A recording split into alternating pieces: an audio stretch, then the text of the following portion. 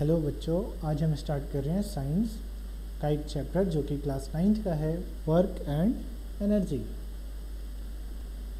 देखिए, work and energy physics का एक चैप्टर है जो कि क्लास 9th का है और ये हम आज पढ़ेंगे। वर्क क्या होता है, डिफाइन वर्क। ऐसे क्वेश्चंस आ जाते हैं तो आप लिख सकते हैं, work is said to be done whenever a force act on a body and the body moves in the direction of force.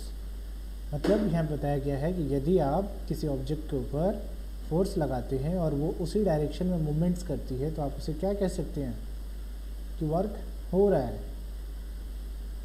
ठीक है, अब इसका कुछ एग्जांपल हम ले लेते हैं। यदि आपको चेयर उठाना है तो कुछ ना कुछ न्यूटन फोर्स तो आप लगाएंगे, तभी तो वो आपके हाथों में उठेगा। अब एक छोटा बच्चा अगर चेयर को उठाना चाहे तो क्या वो उठा सकता है? हाँ, धक्का तो दे सकता है लेकिन उठा नहीं सकता, क्योंकि उसका फोर्स जो लगाएगा उतने फोर्स से उसका काम चलने वाला नहीं है, यानी कि चेयर उठने वाला नहीं है। ये चीज़ें यहाँ पे बताई गई हैं कि फोर्स लगाइए और उसके अंदर कुछ ना कुछ डिफॉर्मेशन, कुछ ना कुछ चेंज होगा तो उसे क्या कहा जाएगा? वर्क बोला जाएगा। अब यहाँ पे वर्क का एक फॉर्मूला लिखा गया है, work done equal to force into displacement. Displacement मतलब डिस्टेंस, फोर्स मतलब तो आप लोगों को पता ही है, जो पावर फोर्स लगाया जाता है, और वर्क तो पता ही है। तो इसको आप ये भी बोल सकते हो, वर्क का एक और डेफिनेशन बोला जाता है कि force and the product of force and displacement is known as work done. तो इस तरीके से आप इसको आप डिस्प्लेस कर सकते हैं। आपको याद करने की भी जरूरत नहीं कि फोर्स का फॉर्मूला क्या होता है। फोर्स का तो फॉर्मूला आप बता ही सकते हैं, फोर्स इक्वल टू mg भी होता है, ma होता है मास होता है एक्सेलरेशन, और g होता है ग्रेविटी। इसी तरीके से आप इसको कर सकते हैं।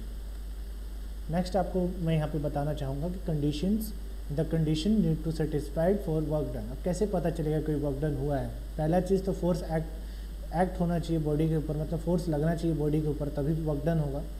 और दूसरी बात ये है कि the must be displace the direction of the direction of the applied force. मतलब जिस डायरेक्शन में फोर्स लग रहा है उसी डायरेक्शन में क्या होना चाहिए? डिस्प्लेसमेंट भी होना चाहिए, बॉडी की मूवमेंट्स भी होनी चाहिए। इसी तरह जब भी आप बोल सकते हो कि वर्क डन हुआ है।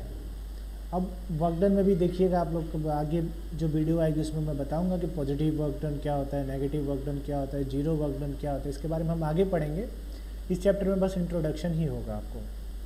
नेक्स्ट टॉपिक हम देखते हैं। इसमें आप देखिए, वर्क का एसआई यूनिट क्या होता है। वर्क का जो एसआई यूनिट होता है वो होता है joule. It is the SI unit of work. Joule जो होता है वर्क का एसआई यूनिट होता है।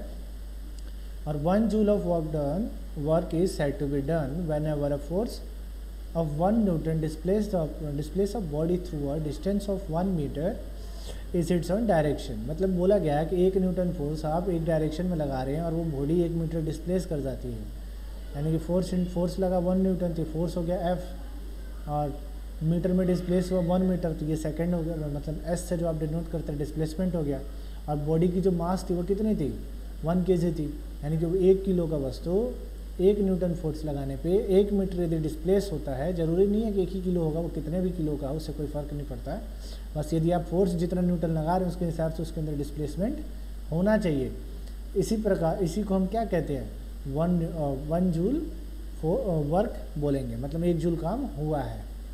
ठीक है, अगली वीडियो में हम और भी कई सारे नई चीज़ों को जानेंगे। और यदि ये वीडियो आपको अच्छी लगी है, अगर कोई दिक्कत है, कोई परेशानी है, तो आप हमें कमेंट बॉक्स में बता सकते हैं। और लाइक और सब्सक्राइब करना ना भूलें, साथ ही शेयर भी करें।